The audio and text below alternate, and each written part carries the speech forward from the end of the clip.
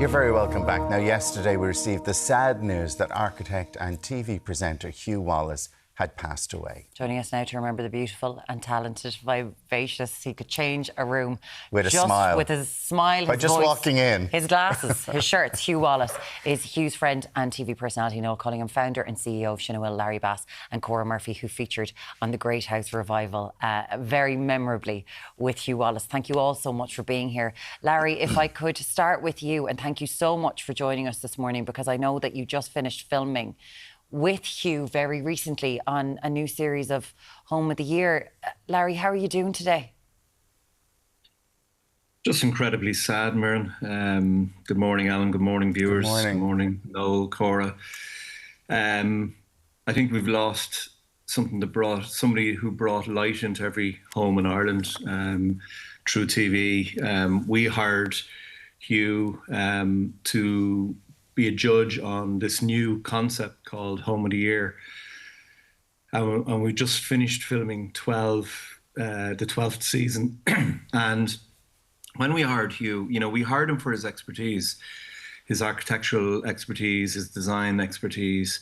But what we got was this man who lit up a room, who was so vibrant, who had this huge empathy with people, who absolutely loved being on TV. And the Irish public loved meeting Hugh. He just was one of those people who was a natural born star on television. And, he loved doing the show. He loved doing the other shows he did, Bungalow Bliss and Great House Revival. And that all started when our producer on series 1 of Home of the Year, Debbie Thornton, found Hugh amongst a number of people who obviously we looked at for the seat as a judge on series 1. And Hugh was the only ever present judge we had on every single series, mainly because other people weren't available because of schedules or work or other reasons. But Hugh, you'd ring him to talk about another series, and normally with any personality you're talking about another series, it gets into negotiation and gets into availability and everything else, and you have to go through a whole rigmarole of sorting out whether people can do the show or not. With Hugh, there was only one answer. When you rang him, when we were lucky enough to get commissioned again, Hugh would just say, when do we start? And Larry, it's any time he's been in here with us and you'd hear him, it is that love for the show. He actually loved the shows he worked on. He lived for them.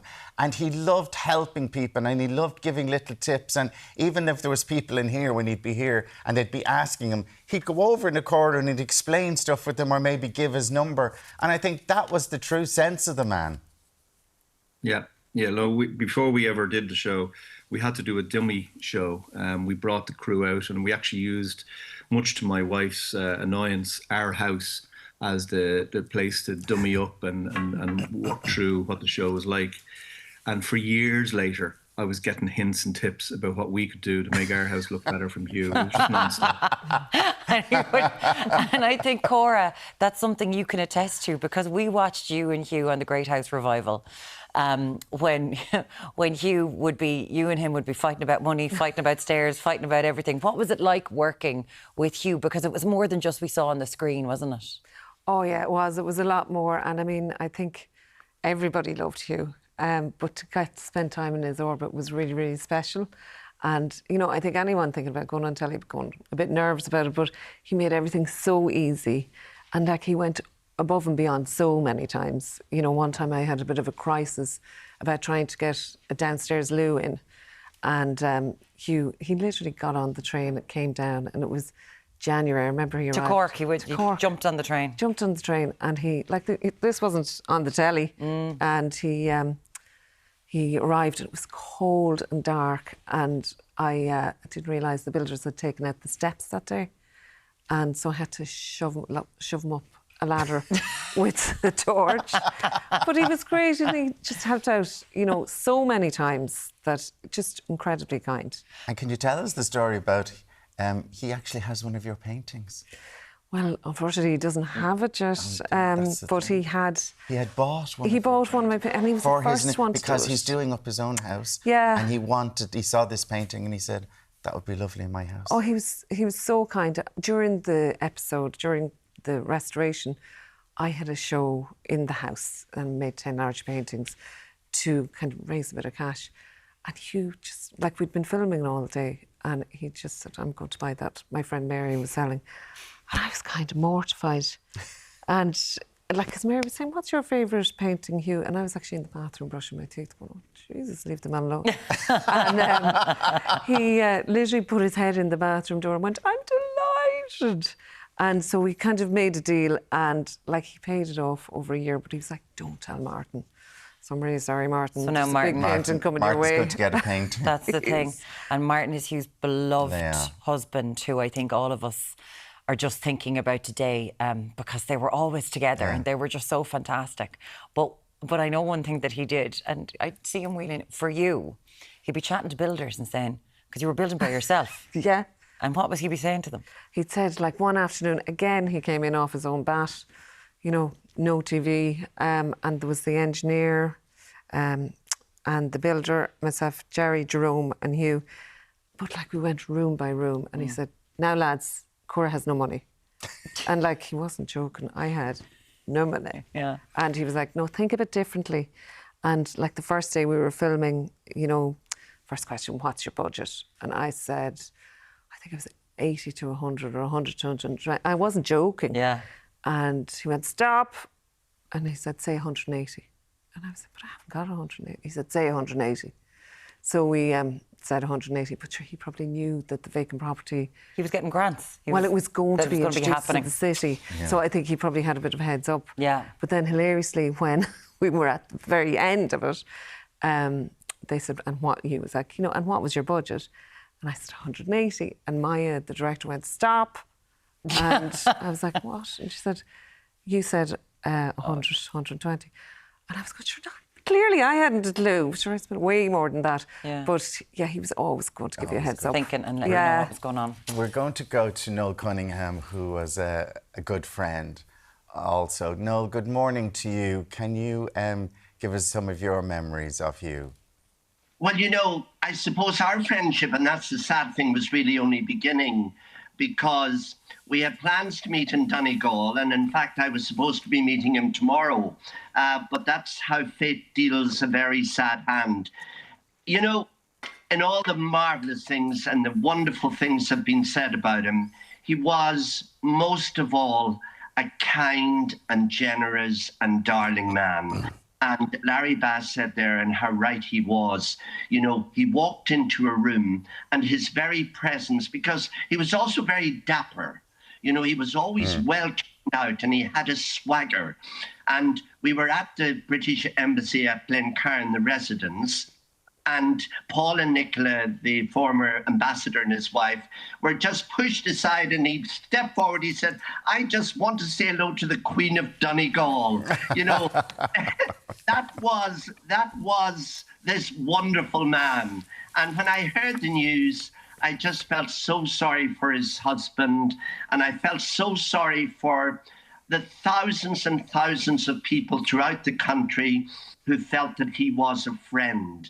Because on television, as both of you know, you as presenters, the likability factor is so important.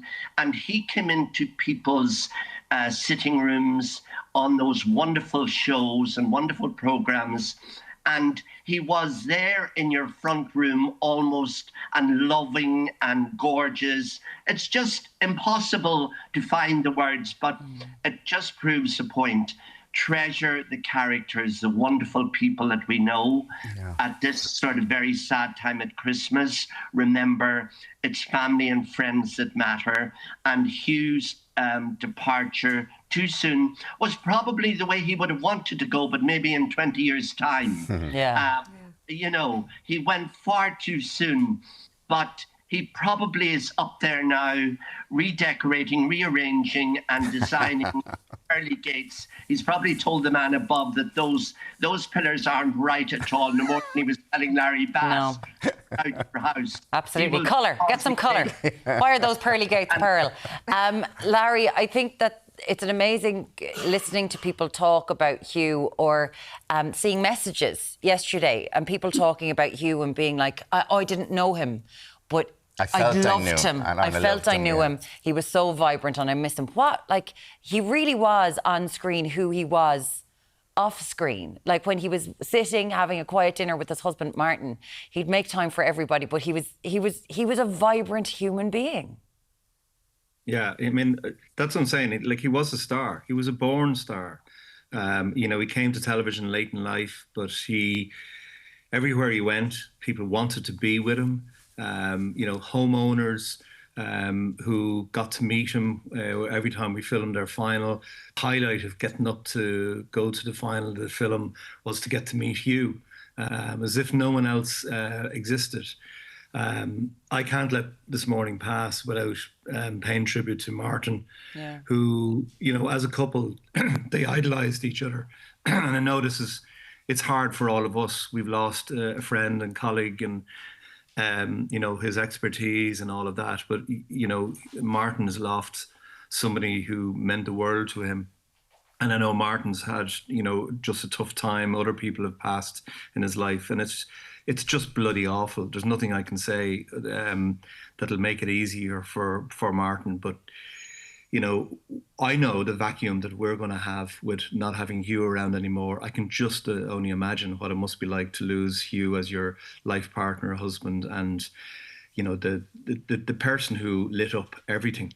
And it's desperately, desperately sad. And I think the country is going to be a duller place without Hugh, and certainly our lives are going to have a massive vacuum.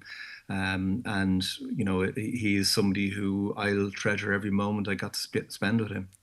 And Larry, thank you so much for joining us from London this morning. And I suppose, Larry, the one thing there is that you have all those programmes and the beautiful legacy that Hugh has left in those programmes that will shine on for many, many years to come. So thank you. And that's another tribute to Hugh, I think, as well. You know, Home of the Year is the show that we made with Hugh, but unusually, it's a show that performs equally as well when it's repeated or on the player as it did the first time round. People just love, in the land of the squinting windows, peering into other people's homes. And Hugh was the one who pulled back the curtain and let in the light. And he said recently, when it was being broadcast on the BBC, when it was moving to the BBC, he was like, "Darling, I'm going to be an English star." He loved it all. Larry, thank you for bringing him into our lives, because that's what you did. And he was the exact same person on the telly as we saw there. Larry Bass, thank you so much for joining us from Shinawil, who was just working with Hugh recently, wrapping up season 12 of Home of the Year. Noel Cunningham joining us from Donegal as well. And Cora Murphy, who worked with him, who he helped with your gorgeous house, bringing it back to life. It's a pleasure to talk to you today. Thanks so much. Thank you so much. Thank you. And again, we're just sending all of our love to Hugh's fabulous husband, Martin, this morning.